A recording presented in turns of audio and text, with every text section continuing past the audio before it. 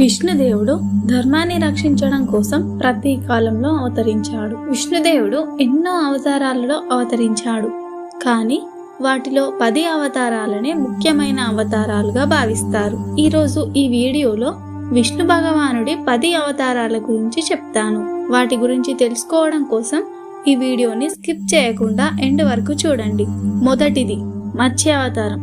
విష్ణుదేవుడు ఈ సృష్టిని ప్రళయం నుండి కాపాడడానికి మత్స్యావతారం ఎత్తాడు. మత్స్య అంటే చేప అని అర్థం. సత్యయుగం ప్రారంభంలో సత్యవ్రతుడు అనే రాజు ఉండేవాడు. ఒకరోజు అతను నదిలో స్నానం చేశాడు. స్నానం పూర్తవగానే ఆ నదిలోని నీటిని చేతిలోకి తీసుకున్నాడు. ఆ నీళ్లతో పాటు ఒక చేప కూడా వచ్చింది. అతను రాజధర్మాన్ని పాటించి ఆ చేపను మళ్ళీ ఆ నదిలో వదిలేయాలని అనుకుంటాడు. కానీ ఆ చేప ఇలా అంటుంది, మీరు నన్ను నదిలో వదిలేయకండి. నదిలో ఎన్నో పెద్ద పెద్ద చేపలున్నాయి, అవి నన్ను తినేస్తాయి అని చెప్పింది. అది విన్న సత్యవ్రతుడు ఆ చేపని తన కుండలో ఉంచాడు. కానీ ఆ చేప ఒక్క రాత్రికే చాలా పెద్దగా అయింది. అప్పుడు సత్యవ్రతుడు ఆ చేపని సాగరంలో వేసి ఉంచాడు. అది రోజు రోజుకి చాలా పెద్దగా మారింది. సత్యవ్రతుడికి ఆ చేపను చూస్తే సాధారణమైన చేప కాదని అర్థమైంది.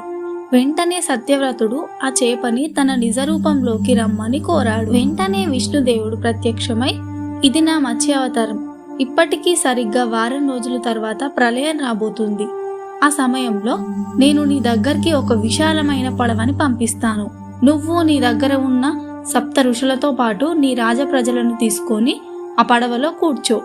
ఎప్పుడైతే నీ పడవకి ఇబ్బంది కలుగుతుందో అప్పుడు నువ్వు శివుడి దగ్గర ఉన్న వాసుకిని తీసుకొని పడవని నాకు కట్టేయి అని విష్ణు భగవానుడు చెప్తాడు. ఇది విన్న సత్యవ్రతుడు ఎన్నో ప్రశ్నలు అడిగాడు.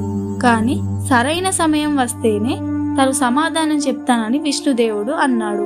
విష్ణుదేవుడు ప్రళయం నుంచి 7 ఋషులతో పాటు ప్రజలందరినీ కాపాడాడు. సరైన సమయం రాగానే మత్స్యావతారంలో ఉన్న విష్ణుదేవుడు సత్యవ్రతుడి ప్రశ్నలకు సమాధానం చెప్పాడు. విష్ణుదేవుడు చెప్పిన ఈ మాటలే మత్స్య పురాణంగా మారాయి.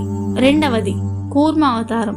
విష్ణుదేవుడు సముద్ర మంథనంలో సాయం చేయడానికి కూర్మ అవతారం ఎత్తాడు. కూర్మ అంటే తాబేలు అని అర్థం. ఒకసారి దుర్వాస మహర్షి దేవతల రాజైన ఇంద్రుడిని నువ్వు శ్రీహీనుడివి అయిపోతావని శపించాడు. ఇంద్రుడు వెంటనే విష్ణుదేవుని దగ్గరికి వెళ్ళగానే ఈ సమస్యకి పరిష్కారంగా సముద్ర మంథనం చేయమని చెప్పాడు. దేవతలందరూ సముద్ర మంథనం చేయడానికి సిద్ధపడ్డారు. సముద్ర మంథనం చేయడానికి మందార పర్వతాన్ని సముద్రంలోకి తీసుకెళ్లాలని అనుకుంటారు. దేవతలు మందార పర్వతాన్ని ఎక్కువ దూరం వరకు తీసుకురాలేకపోయారు. విష్ణుదేవుడు వాళ్ళకి సాయం చేసి మందార పర్వతాన్ని సముద్ర ఒడ్డు వరకు తీసుకొచ్చాడు. అప్పుడు దేవతలు రాక్షసులతో పాటు కలిసి వాసుకుని ఉపయోగించి మందార పర్వతాన్ని సముద్రంలో ఉంచారు. కానీ మందార పర్వతాన్ని సముద్రంలో పెట్టగానే అది మునిగిపోతుంది. ఇదంతా గమనించిన విష్ణుదేవుడు వెంటనే అతిపెద్ద తాబేలు రూపాన్ని ధరించాడు. పర్వతం మునిగిపోకుండా పర్వతం కింది భాగానికి వెళ్లి దాన్ని మోసాడు. ఈ విధంగా సముద్ర మంథనం విజయవంతమైంది.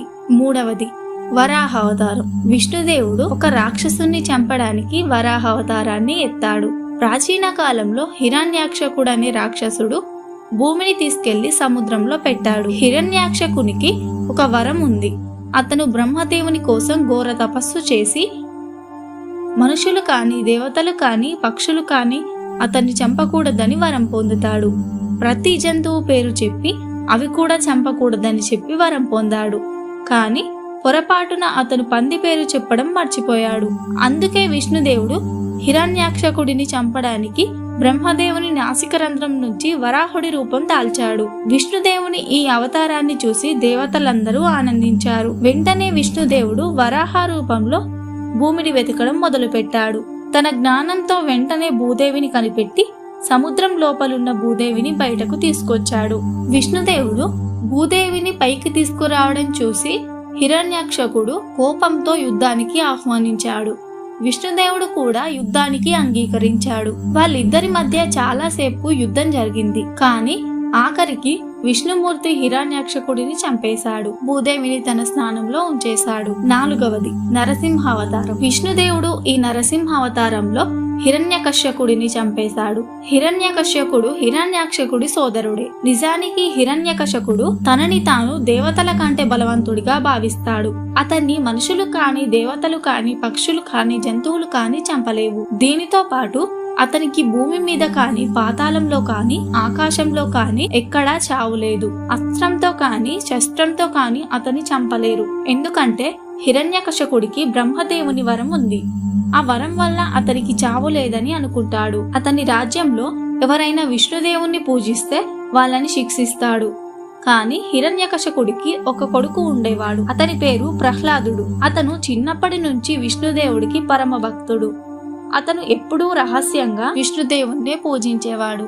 ఈ విషయం ఎప్పుడైతే హిరణ్యకశకుడికి తెలిసిందో అప్పుడు అతనికి చాలా కోపం వచ్చింది. ప్రహ్లాదుడికి అర్థమయ్యేలా చెప్పాలి అనుకున్నాడు. కానీ ఎంత చెప్పినా కూడా ప్రహ్లాదుడు విష్ణుదేవుణ్ణే పూజించడం ఆపలేదు. అందుకే హిరణ్యకశకుడు ప్రహ్లాదుడిని చంపాలని నిర్ణయించుకున్నాడు. కానీ ఎన్నిసార్లు చంపాలని ప్రయత్నించినా కూడా విష్ణుదేవుని కృపతో ప్రహ్లాదుడికి ఏమీ కాలేదు. హిరణ్యకశకుడికి ఒక సోదరి ఉండేది. తన పేరు హోలిక. ఆమె అగ్నిలో భస్మం అవ్వకుండా ఉండే వరం పొందింది. ఆమె ప్రహ్లాదుడిని తీసుకొని అగ్నిలో కూర్చుంది. కానీ విష్ణుదేవుడి కృపతో ప్రహ్లాదుడికి ఏమీ కాలేదు.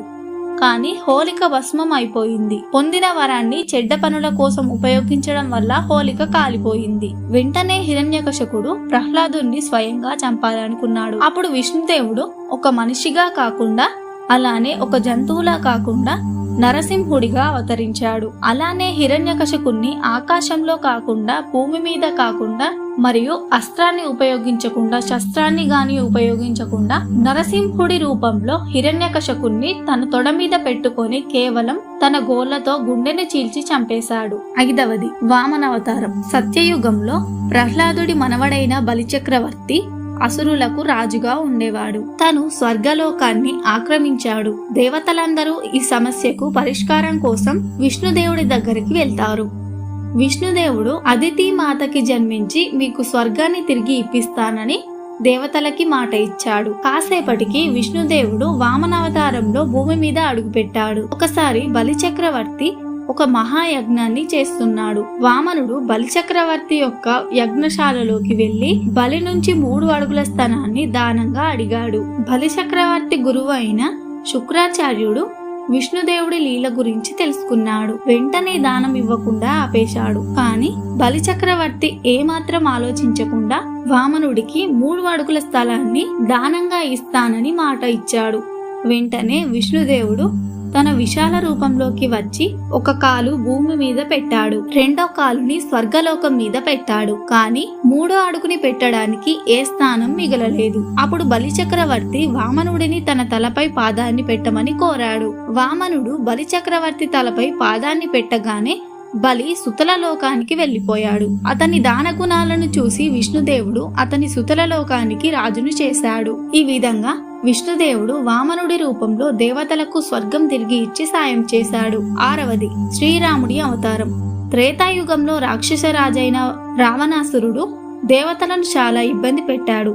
అతన్ని చంపడానికి విష్ణుదేవుడు శ్రీరాముడి రూపంలో దశరథుడికి జన్మించాడు. ఈ అవతారంలో విష్ణుదేవుడు ఎంతో మంది రాక్షసులను చంపాడు. రాజధర్మాన్ని పాటిస్తూ తన జీవితాన్ని గడిపాడు. శ్రీరాముడి తండ్రి చెప్పగానే తండ్రి మాటను జవదాటకుండా వనవాసానికి వెళ్ళాడు. ఆ సమయంలో రావణాసురుడు సీతాదేవిని అపహరించి అశోకవనానికి తీసుకెళ్లాడు. సీతాదేవిని అన్వేషిస్తూ శ్రీరాముడు వానరుల సహాయంతో లంకకు చేరుకున్నాడు. అక్కడే రామరావణ యుద్ధం జరిగింది. ఆ యుద్ధంలో రావణుడు చనిపోయాడు. ఈ విధంగా విష్ణుదేవుడు శ్రీరాముడి అవతారం రావణాసురుడి లాంటి దుష్టుడి నుండి దేవతలకు విముక్తి కల్పించాడు. 7వది శ్రీకృష్ణుడి అవతారం. ద్వాపర యుగంలో విష్ణు భగవానుడు శ్రీకృష్ణుడుగా అవతరించాడు. శ్రీకృష్ణుడు కంసుడి కారాగారంలో దేవకి వసుదేవులకు జన్మించాడు. విష్ణుదేవుడు ఈ అవతారంలో ఎన్నో అద్భుతాలు చేశాడు. ఎంతో మంది అసురులను సంహరించాడు. ప్రజలను అష్ట కష్టాలను పెట్టిన కంసుడిని కూడా శ్రీకృష్ణుడే చంపాడు. మహాభారత యుద్ధంలో అర్జునుడికి రథసారథిగా మారాడు. ఈ ప్రపంచానికి గీత జ్ఞానాన్ని బోధించాడు. ధర్మరాజుని రాజును చేసి ధర్మాన్ని మళ్లీ స్థాపించాడు. విష్ణుదేవుడు అన్ని అవతారాల్లో ఈ అవతారాన్ని చాలా గొప్పదిగా భావిస్తారు. 8వది పరశురాముడి అవతారం. మన పురాణాల్లో పరశురాముడి పుట్టుక గురించి 2 కథలు ఉన్నాయి. హరివంశ పురాణం ప్రకారం ప్రాచీన కాలంలో మహిష్మతి నగరాన్ని కార్తవ్యార్జునుడు పరిపాలించేవాడు. ఇతనికి సహస్రబాహు అనే పేరు కూడా ఉంది. ఇతను చాలా అహంకారి. ఒకసారి అగ్నిదేవుడు భోజనం కోసం సహస్రబాహుని ఆశ్రయించాడు. అప్పుడు సహస్రబాహుడు అహంకారంతో ప్రతిదీ నా రాజ్యమే, మీకు ఎక్కడ కావాలన్నా ఆహారం లభిస్తుంది అని చెప్పాడు. వెంటనే అగ్నిదేవుడికి కోపం వచ్చి అడవులను కాల్చేస్తాడు. అడవిలో ఒక ఋషి చెట్టు కింద తపస్సు చేస్తూ ఉంటాడు. అగ్ని వల్ల తమ ఆశ్రమం పూర్తిగా కాలిపోతుంది. అలానే తన తపస్సుకి భంగం కలిగింది. దీనివల్ల ఆ ఋషికి కోపం వచ్చి సహస్రబాహుడిని శాపిస్తాడు. విష్ణుదేవుడు పరశురాముడిగా జన్మించి కేవలం సహస్రబాహుణ్ణి మాత్రమే కాదు, క్షత్రియులను సర్వనాశనం చేస్తాడని శపించాడు. ఈ విధంగా విష్ణుదేవుడు జమదగ్ని మహర్షికి 5వ పుత్రుడి రూపంలో పరశురాముడిగా జన్మించి సహస్రబాహుని చంపాడు. 9వది బుద్ధుడి అవతారం. పురాణాల ప్రకారం బౌద్ధ మతం ప్రవక్త గౌతమ బుద్ధుడు విష్ణుదేవుడి 9వ అవతారం అని తెలిసింది. విష్ణుదేవుడు గయా సమీపంలో మాయా అనే మహిళకు జన్మించాడు. చెడ్డవాళ్లకు హితబోధన చేసి ధర్మాన్ని స్థాపించాడు. 10వది కల్కి అవతారం. ధర్మ గ్రంథాల ప్రకారం విష్ణుదేవుడు కలియుగ అంతంలో కల్కి రూపంలో అవతరిస్తాడు. కలియుగం ఇంకా సత్యయుగం మధ్యలో ఉన్న శాంతి కాలంలో కల్కి భగవానుడు అవతరిస్తాడు. ఈ అవతారంలో విష్ణుదేవుడు 64 కళల్లో ప్రావీణ్యం పొంది ఉంటాడు. పురాణాల ప్రకారం ఉత్తరప్రదేశ్ లోని మురాదాబాద్ జిల్లాలో సాంబాల్ అనే ఊరిలో విష్ణు యశస్సుడు అనే ఒక బ్రాహ్మణుడు నివసిస్తూ ఉంటాడు. ఆ బ్రాహ్మణుడి ఇంట్లోనే కల్కి భగవానుడు జన్మిస్తాడని పురాణంలో చెప్పబడింది. కల్కి దేవదత్తుడనే గుర్రం పైన కూర్చొని ఈ ప్రపంచంలోని పాపులను సంహరిస్తాడు. మళ్ళీ ధర్మాన్ని స్థాపిస్తాడు. అప్పుడే మళ్ళీ సత్యయుగం ప్రారంభం అవుతుంది. ఇవే విష్ణుదేవుని 10 అవతారాలు. ఈ ప్రపంచంలో అధర్మం పెరిగినప్పుడల్లా ధర్మాన్ని స్థాపించడం కోసం విష్ణు భగవానుడు మళ్ళీ అవతరిస్తాడు. ఈ వీడియో గనక మీకు నచ్చినట్టయితే లైక్ చేయండి. ఇంకా మీకు ఇలాంటి ఇన్ఫర్మేషన్స్ కావాలంటే నా ఛానల్ని సబ్స్క్రైబ్ చేసుకోండి.